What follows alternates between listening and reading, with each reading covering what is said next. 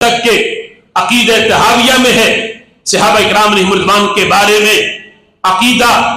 آج کس طرح کا ہونا چاہیے۔ عقیدہ تحاویہ میں لکھا ہے نحب اصحاب رسول اللہ صلی اللہ علیہ وسلم ولا نفرط فی حب احد منہم ولا نتبرأ من احد منہم ونبغض من یبغضہم۔ کہتے ہیں کہ صحابہ اکرام علیہم رضوان سے پیار اس انداز کا ہو کہ وہ کہے ہم نبی پاک علیہ الصلوۃ والسلام کے تمام صحابہ سے پیار کرتے ہیں اور ہم کسی صحابہ کی محبت میں غلو نہیں کرتے،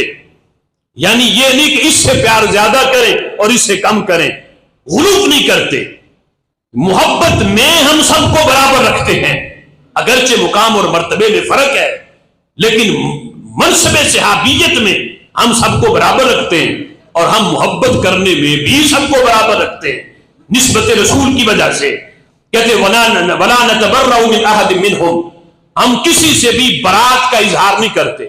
یہ نہیں کہتے کہ فلاں سے ہمارا کوئی رشتہ نہیں، فلاں سے ہمارا کوئی تعلق نہیں، فلاں سے ہمارا کوئی تعلق نہیں،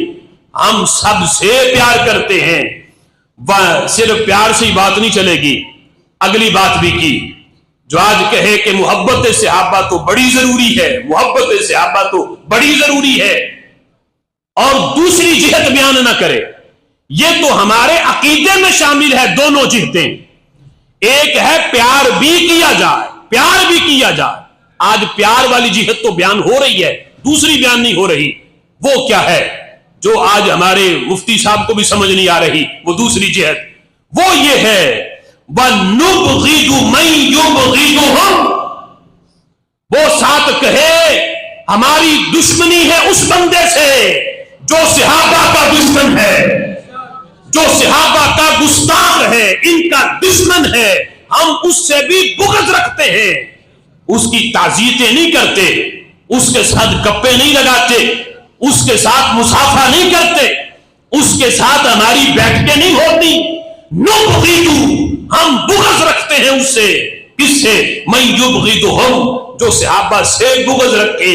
پیار اسی سے ہے جو اہل بیت کا بھی محب ہے، صحابہ کا بھی محب ہے۔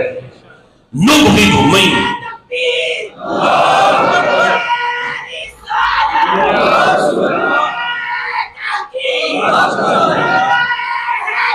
اب سنیں وقت کم ہے،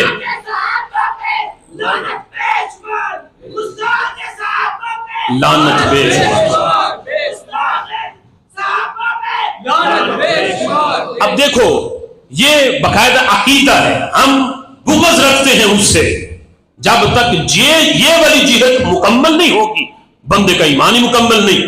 ادھر بندہ کہتا رہے ہمیں بڑی محبت ہے صحابہ سے، ادھر گستاخ صحابہ سے بھی بندہ پیار کرے تو وہ بندہ مومن ہی نہیں۔ مومن بننے کے لیے دونوں چیزیں ضروری ہیں، جب وہ پیار کرتا ہے صحابہ سے تو جو صحابہ کے گستاخ ہیں ان سے وہ نفرت بھی کرے، پھر جا کے بندے کا ایمان کامل ہے۔